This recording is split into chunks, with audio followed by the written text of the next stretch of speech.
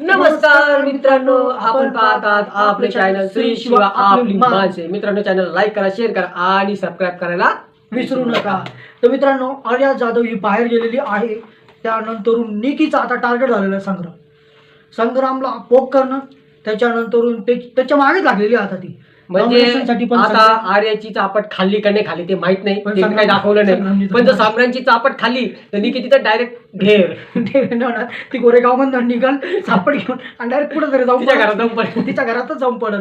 त्याच्यामुळे आता संग्रामचं पुन्हा असं नोचणी चालू आहे. प्रत्येक मुद्दा धरती. आता ते भाऊच्या धक्क्यावर झालं की तुम्ही फुसका बॉम्ब होता. अरे तो मिस्टर युनिव्हर्सल आहे, तो मिस्टर इंडिया झालेला आहे. तुझ्यापेक्षा भारी तो म्हणजे किती भारी त्यांनी आहे. देशासाठी बॉडी बिल्डिंग केलेलं आहे. आणि देशासाठी बॉडी बिल्डिंग करणं आणि त्याच्यामध्ये आपल्या देशाचं नाव रोशन करणं, पुन्हा वर्ल्डमध्ये त्याचं नाव रोशन करणं, ते काही सोपी गोष्ट नसती. ती काही खायची गोष्ट नाही तुझ्यासारखी. तिथं बसून तू ते लोकांना तू तर एक ते हिंदी बिग बॉक्स मध्ये गेली, तिथं स्वतःची इज्जत घालून घेतली, मराठीमध्ये आली, मराठीमध्ये इज्जत घालून घेतली आणि याला त्याला नाव ठेवू राहिली.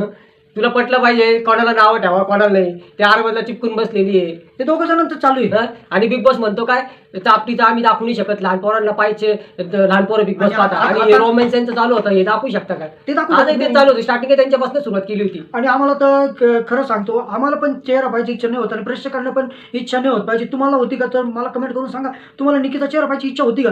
जेव्हा सुरुवात केली की आपण टीव्ही पासून सुरुवात बटन दाबलं की निकीन ते आरवा दोघं जण चिपकेल बसले राहतात आणि त्यांच्या काहीतरी बकवासगिरी चालू राहती. याची पप्पी याला बोल त्याला बोल, काहीच नाही. बिग बॉसला का आवडून राहिलं ते समजत नाही. आणि बिग बॉस कम्प्लीट त्यांचेच चेहरे दाखवतो आणि हे त्यांचं आवडून राहिलं, त्याच्यामुळे यांना सेव्ह करून राहिले.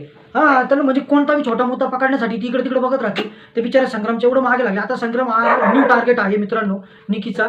तर संग्रामला टार्गेट करून संग्रामला म्हणजे पूर्ण येड्यात काढायचा सुरुवात केलेलीच आहे. तर काय दोन तीन तो आरबाज संग्रामला म्हणतो, महाराष्ट्रात मला चांगली ओळखती, मी पहिल्यापासून आलेलो आहे, किती दिवस झाले, मला 50 दिवस झाले मी तर आलेलो आहे, तेव्हापासून महाराष्ट्र मला सपोर्ट करते. अरे तू बाहेरून बघ, तू एकदा नॉमिनेट झाला तिथं पण तुला बिग बॉसने वाचवलं.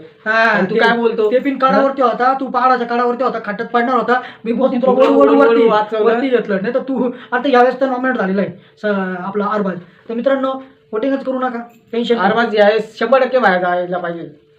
आणि त्याला किती वाचवणार बिग बॉस यांना किती वाचवतो, यांना जर वोटिंगच नाही पडली तर बिग बॉस किती वाचवतो, किती वाचवतो करतो हे तर बघायचंय. कारण की अनफेअर तर बिग बॉस आहेच. आपण बघितलं अनफेअर डिसिजन घेतोय.